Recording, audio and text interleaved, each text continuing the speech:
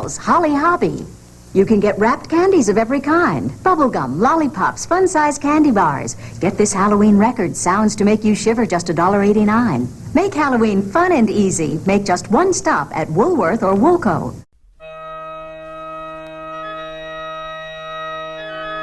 Welcome back to Monster Madness. Long time no see. The 80s slasher subgenre is full of hidden gems and cult favorites. There's plenty of movies that showcase creativity and talent and have fun doing so, and one of these forgotten classics is 1989's Intruder. Let's break it down and take a closer look. The plot of Intruder is a pretty original one. The movie tells the story of a group of teenagers working in a grocery store overnight as a killer stalks and kills them. The setting works fantastically for a slasher film. It's a small store, so there's not many places to run and hide. It's the middle of the night, so there's plenty of dark corners and nobody around. A bunch of kids stuck at work all night have plenty of occasions to be funny and do fun things. And, most importantly, a grocery store has plenty of creative ways to kill people. And Intruder delivers really well on every aspect of that premise.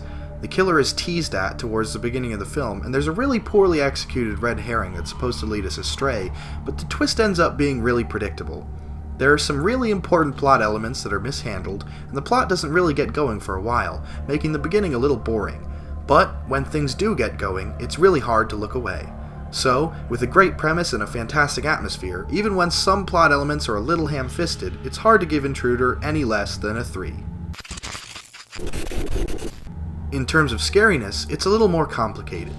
The movie has a great and creepy atmosphere, but there's no real scares. What really carries the weight in this one is all of the gore. The movie is bloody and brutal, and that's where most of the creepiness comes from. So if you're looking to be scared with lots of spooks and jump scares, this might not be the flick for you. In the scares department, Intruder gets a 2. In terms of comedy though, this one really delivers. There's tons of really great gags throughout the entire film. There's funny quips, goofy characters, and classic slapstick-style gags mixed in with all the killings and atmosphere. From the beginning to the ending, there's a ton of comedy everywhere. This movie is just cartoonish enough to be a really fun horror comedy, and just gory and creative enough to be a great slasher too. So, in the comedy category, it gets a 3. As I've said, this movie delivers supremely in the kills department. So many slashers are set in gimmicky locations or have gimmicky killers, but don't use those gimmicks to develop the kills. Intruder milks every possible way that you could be creatively killed in a supermarket.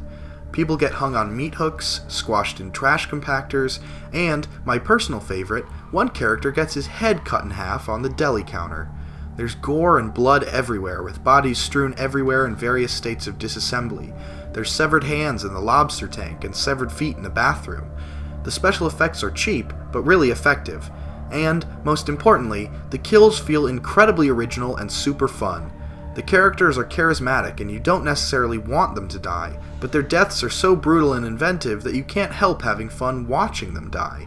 If you're looking for fun, creative, and gory kills, Intruder delivers a heaping helping, and that's why it earns a 5 in the kills category.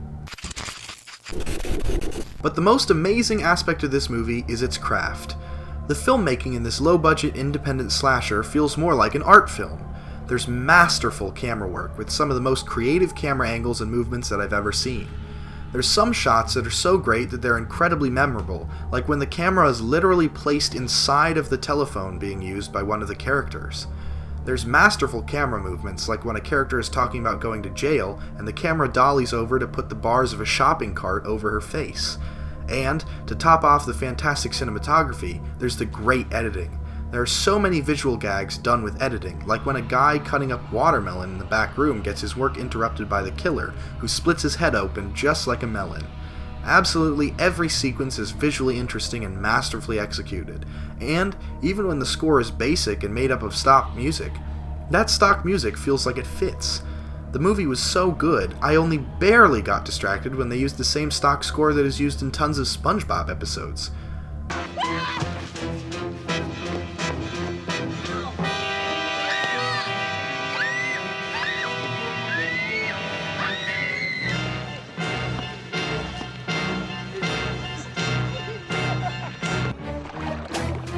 Barnacles! What could be worse than a giant paint bubble?